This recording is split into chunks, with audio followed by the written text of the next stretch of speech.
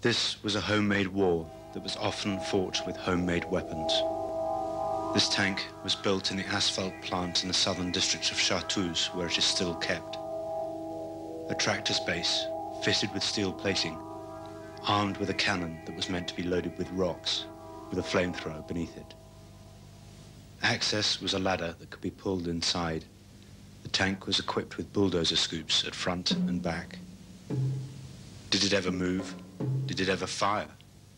They say that it took months to build and only a few minutes to turn into a museum piece.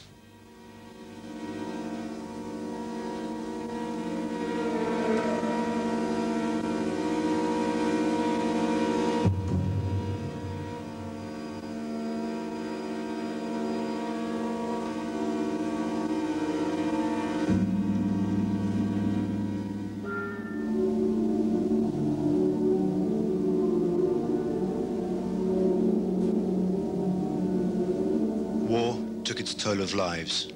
Atrocities claimed victims on both sides.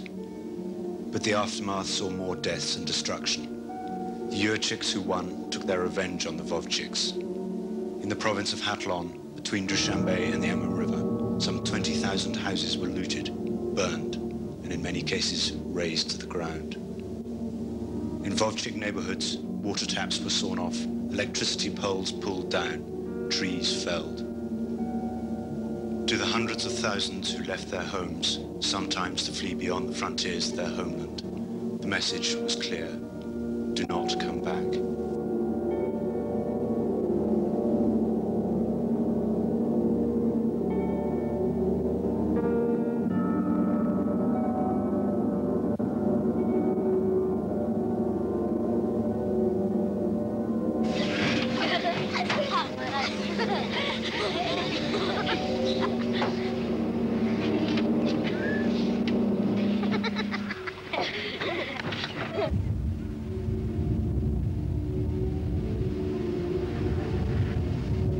The old fort of Kabadian.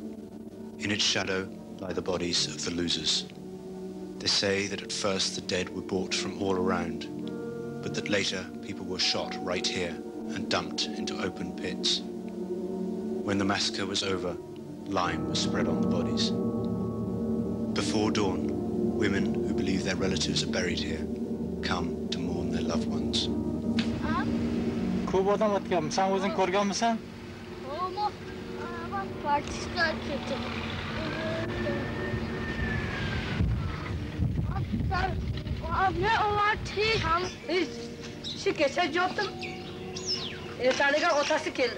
She has lost 2 sons in their 20s, killed by neighbors. She says they were tortured. Melted tar was poured into their eyes. They were burned with a welder's torch and then shot dead. The bodies were dumped into a ditch. Who knows who killed whom or why?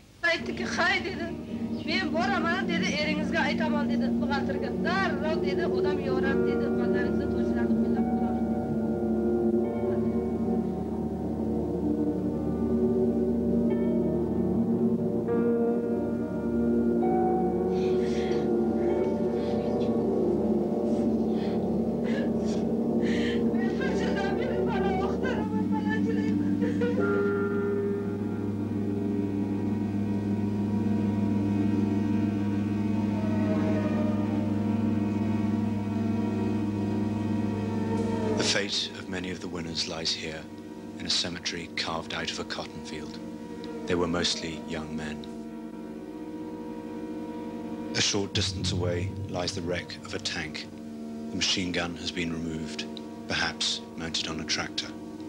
Most of the losers in the area were Gamis, highlanders from the Pamir Mountains in the west of Tadjikistan. They were transplanted after the Second World War to work in the cotton fields. 40 years ago, the first to arrive camped under this chinar tree. This building was once used for cotton storage. During the Civil War, it was a military training base. They say the Vovchik leader, Safo, brought professionals from abroad to train and fight alongside his men.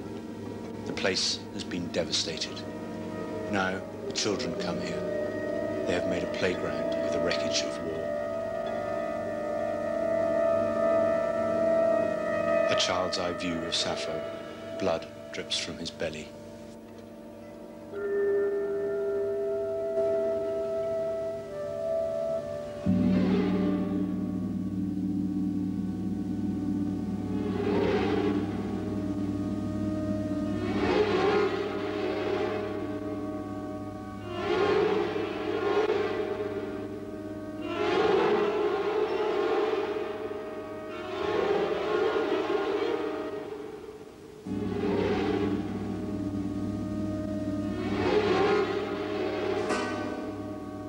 This track runs alongside the house of another warlord, now in Afghanistan.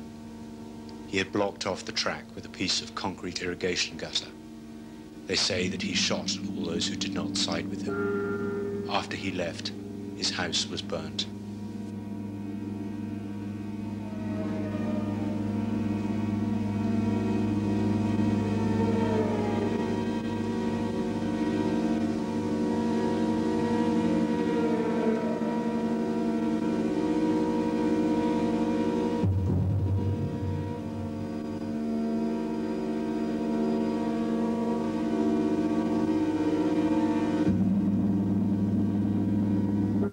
SAKHI camp, 20 kilometers east of Mazar-e-Sharif in northern Afghanistan. It holds the largest concentration of Tajiks who fled their country in December 1992 to seek refuge across the Amur River. It lies in the hostile climate of a saline desert, typical of Central Asia. Hot and dusty in the summer, cold and muddy in winter. Once the Mazar authorities had chosen the site, the UNHCR planned the camp, and by Christmas, 3 weeks after the arrival of the refugees, the first tents were erected. Drinking water was found 150 meters below ground. Cleaner water than the Afghans drink. But this is no home. Home is less than 100 kilometers away as the crow flies. In May 1993, some of the refugees started drifting back. The camp population, which had peaked at nearly 30,000, is now under 20,000. Those that remain have built mud houses in the local style to protect themselves against the rigors of the winter. There is enough food, and the refugees do not have to work for it. Покупил у Мазар-e-Шарифе радиоприемник, который вот сейчас 3 дня я слушаю насчет Душанбе и Таджикистане, которые как там сейчас живут, и как там насчет беженцев, которые недавно вернулись из кампа SAKHI, 600 несколько человек. Но они, по-моему, не очень хорошо живут. Потому что война есть война. Но мне 40 лет. Отец рассказал про войну. Я не знаю, что война. Я видел, что сейчас в Таджикистане тяжелое состояние насчет питания. У нас, которые вот беженцы, которые вернулись оттуда, мы в области Хатлонской живем, в районе Кабадьяне. Сейчас там наши, мой брат там, недавно он тоже вернулся отсюда. Но он пишет не очень хорошо, сейчас там насчет питания. И до сих пор там говорили, чтобы стройматериалами помогать будем, до сих пор ничего не помогали.